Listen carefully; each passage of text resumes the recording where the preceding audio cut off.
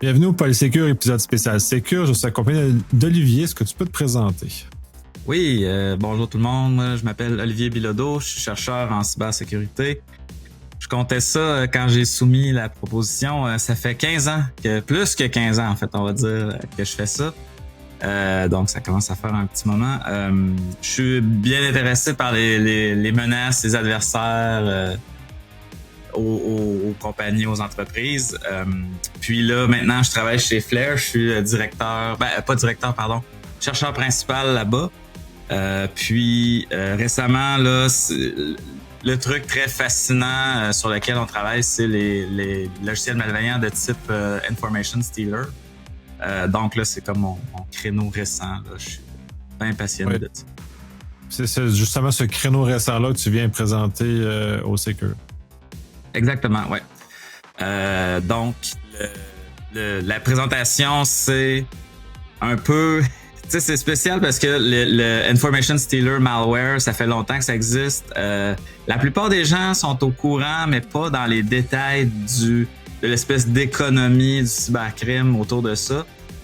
Les gens non plus savent pas peut-être que c'est cette espèce d'écosystème-là dormant ou tu sais, qui est pas très couvert par les médias.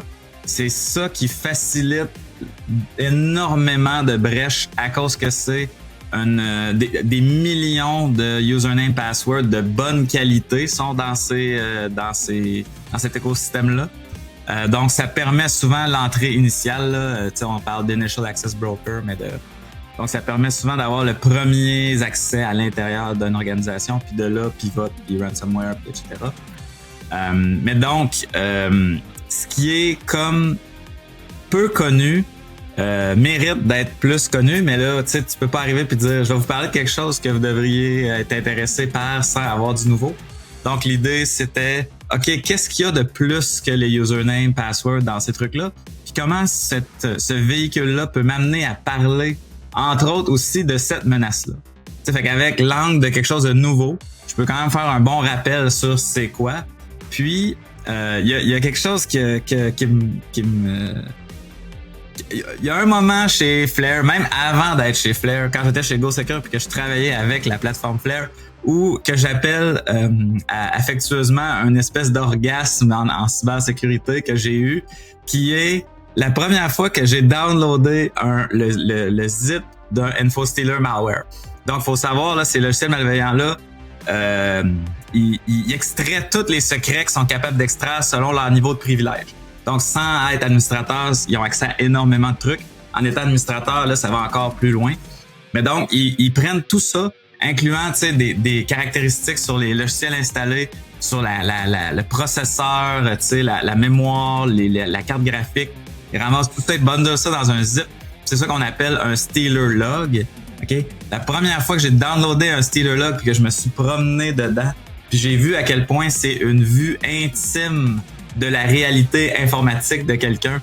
Tu sais, tu vois, à cause de tout ce qui est sauvegardé dans un navigateur web, t'as vraiment une trace, là. Tu sais, tu vois quelle banque ils utilisent, le site de voyage favori, la compagnie aérienne favorite. Tu vois énormément de choses. Puis là, cette espèce d'épiphanie-là, je veux la partager avec le plus de professionnels en cybersécurité. Même que à travers cette présentation-là, je donne accès à des vrais, authentiques Information Stealer Log. Il a fallu que je convainque plusieurs personnes dans mon organisation pour avoir la permission de faire ça. Mais vous allez, en tout cas, là je fais un super gros teaser. Vous allez comprendre pourquoi je peux les partager. Mais c'est vraiment super intéressant. Super chouette, j'ai très hâte de voir ça. D'ailleurs, ces informations-là, puis on se voit dans une semaine. Exact. Merci. Merci.